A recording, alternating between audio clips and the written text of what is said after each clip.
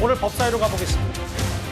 조희대 대법원장 없는 조희대 청문회가 됐는데 시작부터 이런 비방으로 얼룩졌습니다. 바로 만나보겠습니다. 서양치기님. 송석준 양측이 아니. 말을 조심해요.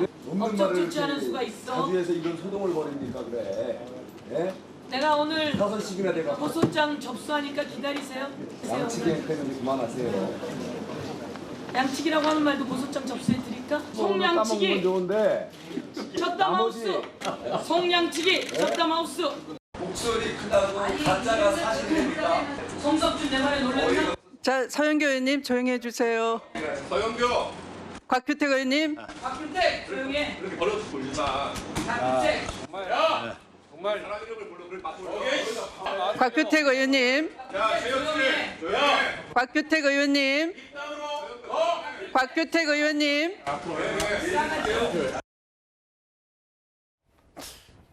참 법사위 얘기를 많이 짚어봤지만 지금 저 영상은 귀를 의심하게 하네요.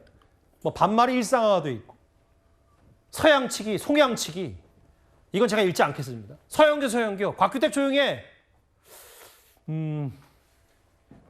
시작부터 이랬어요. 오늘 원래 10시에 조희대 대법원장 나와서 청문회 하기로 했는데 2시로 됐고 2시 시작부터 이렇게 봤습니다. 어떻게 보셨어요? 개그 프로가 다 망하는 이유가 있구나라는 생각이 들었고 아마 국민들께서 기대하시는 모습은 국회의 품격이라든가 아마 싸우더라도 아마 좋은 결과들을 국민들께 선보이는 그런 국회의 모습을 원하실 겁니다. 이것은 사실 감정이 격화돼가지고 저렇게까지 이제 간 건데 일정 부분 전 선을 좀 넘은 게 아닌가 싶어요. 이게 다시 돌아오려면 아마 억겁의 시간이 또 걸릴 텐데 어쨌거나 조희대 대법원장의 경우는 첨예하게 지금 야당도 이 부분에 대해서 무슨 삼권 분립 위반이다 이런 얘기들도 하고 있고 여당 입장에서는 대선 앞두고 대법원장이 어찌됐건 선거에 개입했다는 명백한 의구심을 가지고 있는 거거든요. 그런 측면에서 지금 사법부가 제대로 된 설명이나 해명 이런 것들이 안 되어 있는 상황이고 이것을 거꾸로 돌려보면 국민의힘 후보에게 만약에 이렇게 적용이 됐었다라고 한다면 이거 받아들여질 수가 있을까요? 그런 측면에서 현직 판사분들도 이것에 대한 비판 글을 올리기도 했고요. 그래서 사실은 자정작용이라든가 이런 것들을 통해서 국민 신뢰를 얻기 위한 노력이 좀 필요한데 그런 것들은 차일피일 뒤로 미루고 있는 상황이고 더더군다나 국회에서 따져 묻겠다. 그러니까 견제라고 하는 것은 국회에서 부르면 당연히 나와야 되는 것이 사법부도 당연히 그건 숙명입니다. 그런데 사법부에서 영장을 치면 입법부에 있는 사람들도 나갑니다. 그렇기 때문에 그것이 상호 균형과 견제 원리에 의해서 그렇게 돌아가는 것인데 지금 사법부는 삼권 분립이다라고 하면서 아예 국회의 어떤 이 요청이나 요구에 대해서 무시를 하고 있는 상황이기 때문에 그 본질적으로 신뢰가 깎여 나가진 그 문제에 대해서 본인들 스스로가 어떻게 할지에 대해서 보관이 없다는 면에서 좀 답답합니다. 보신 그대로 조희대 없는 조희대 청문회고 심지어 의혹 제기의 당사자 또 한 명의 당사자 한덕수 전 총리 오늘 다른 재판이 있었습니다. 한덕수 전 총리도 안 나왔고 해당 유튜브 매체에도 증인으로 채택되지도 않았습니다. 화면을 보겠습니다. 현장 검정 실시 계획서 채택의 건을 의사일정 제5항으로 추가하여 먼저 심사하고자 하는데 이의 없으십니까? 찬성하는 위원님은 손을 들어 주시기 바랍니다. 자, 손을 내려 주십시오. 법원에서 현장 검증하려고 이거 사실관계 밝히려면 열린공감TV 정천수는 왜 증인에서 뺍니까? 가짜 녹취록에 대한 진실은 밝히지 않고 대법원만 흔들겠다는 거 아닙니까? 그러게요. 해당 수상한 회동, 조희대 대법원장과 한덕수 전 총리 등이 만났다던 그 의혹을 최초로 제기했던 열린공감TV도 증인 채택 안 됐어요. 오늘 청문회도 아니네요. 저 어떻게 보셨어요? 저게 무슨 청문회입니까? 저런 거 하라고 국회의원들한테 우리가 세비 주고 있습니까?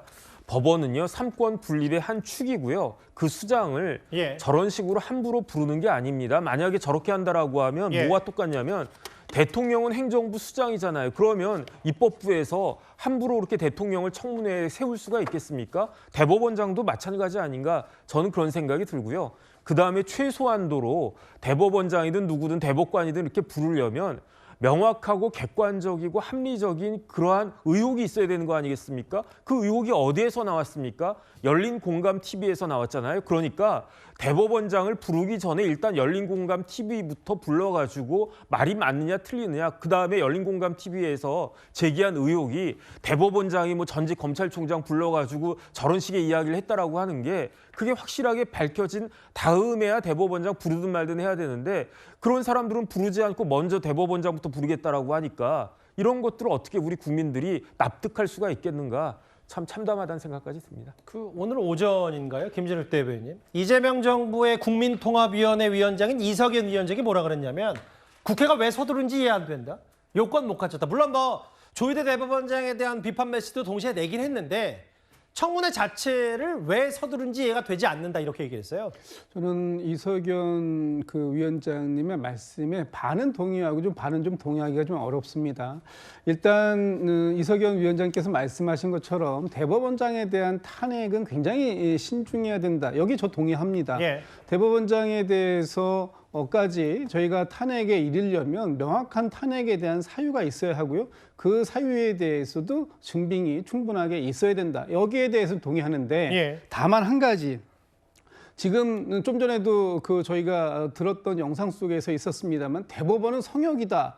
이렇게 만약에 대법원을 성역화 시켜버리게 되면 앞으로 대법원에 대해선 아무런 국감도 하지 말아야 되는 것이고요. 대법원에 대한 어떠한 이의도 제기할 수 없는 기관으로 만들어주는 것, 이건 안 된다. 그렇기 때문에 대법원장께서 나오셔가지고 답변을 하실 수 있는 만큼 해달라고 요구하는 부분에 대해서도 충분하게 감안할 필요가 있었다. 그런데 그렇지 못한 부분에 대해서 요구하는 것, 이것은 입법부에서 얼마든지 할 수 있는 일이다. 그래서 반은 동의하고 반은 좀 동의하기 어렵다는 말씀드립니다. 이현정 의원님. 네. 근데 이제 여당이 오늘 저 청문회를 그냥 끝내지 않고 아예 10월 15일에 현장 국감을 하기로까지 했어요. 그 현장 가서 뭐 볼 건가요? 뭘 봐야 되죠? 자, 그러니까 지금 맞습니다. 대법원 성역 아니에요. 그러면 하려고 그러면 국회가 차근차근 증거를 수집하고 예. 그 이유를 만들어 나가야 돼요. 그래야지만 뭘 할 거 아닙니까? 가서 그러면 소영교 의원 이야기대로 대통령 누구예요? 그거 물을 거예요? 대법원장한테? 아직 물을 게 없잖아요.